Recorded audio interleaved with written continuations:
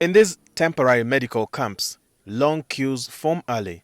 For many here, this is the only chance to see a doctor without traveling miles or paying costs they simply cannot afford. Services range from HIV testing and counseling, tuberculosis screening, and cervical cancer checks to surgical procedures like hernia and hydrocele repairs.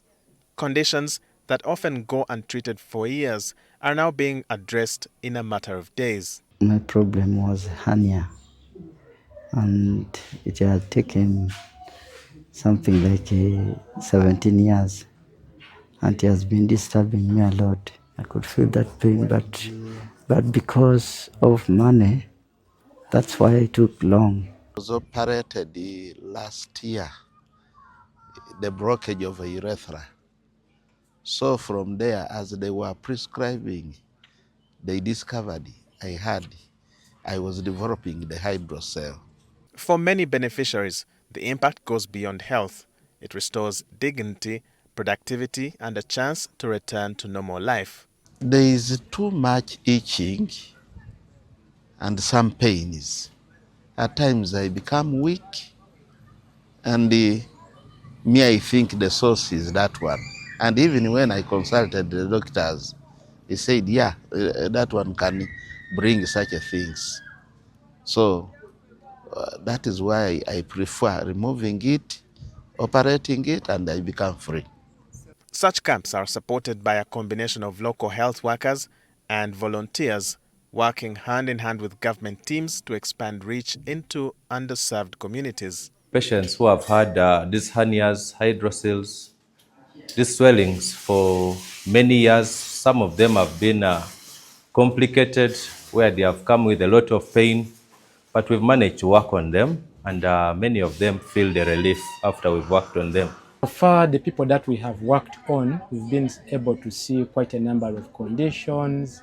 Some are coming normal, like those ones that are pregnant, but for those that are coming with other health issues, we've been able to get those ones with PID, which is a pelvic inflammatory disease, and it is the highest scoring here.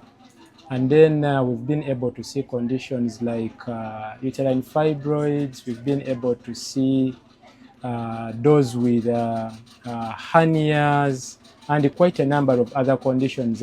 What predisposes many people to hernias is anything that increases the pressure within the abdomen. For example, doing a lot of strenuous work or heavy work, lifting heavy things. During that process, the pressure in the abdomen increases, and one is likely to get a hernia or a defect due to that increased pressure. Those with prolonged cough for long, while your cough pressure in the abdomen increases, that may predispose one to a hernia. Those with difficulty in passing stool, constipation, which is prolonged, or passing urine, anything that increases the pressure in the abdomen. Health officials say such outreach interventions are critical in reducing disease burden and easing pressure on referral hospitals. In screening for diseases, we are doing it in an integrated manner. So when the TB van comes to your area, we will also be screening for non-communicable diseases. We'll screen for cancers, we'll take your blood pressure, check your blood sugar, because we want to treat you as a person holistically. We don't want to treat the disease. We don't want to identify one problem and leave the other. And we are doing this in partnerships because we believe we cannot do it alone. So we do it with the private sector and with the private not-for-profit. We come together and mobilize resources to ensure that we reach every community in whichever part of the country. Uganda continues to face gaps in health access, especially in rural and hard-to-reach areas. Initiatives like these are proving to be a practical solution, bridging inequality and saving lives. Africa globally suffers 22% of the burden of disease. but has access to about 11% of the entire world's health workers and only 1% of the entire financial resources in the world.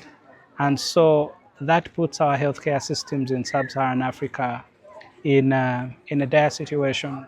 So the purpose of these medical camps really is to extend care, to make healthcare more available and more accessible.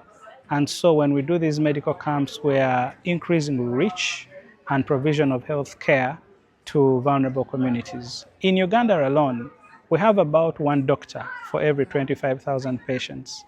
We have about one dentist for 144,000 people. And so there is that disparity between health worker and patient ratio. And so every time we do these camps, we are contributing to bridging that gap and ensuring that those that would otherwise not have access to care get a chance to get seen by a health worker and to be treated. As partnerships grow, stakeholders hope to scale up camps across the country, reaching even more vulnerable populations. Walter Mwesije, NTV.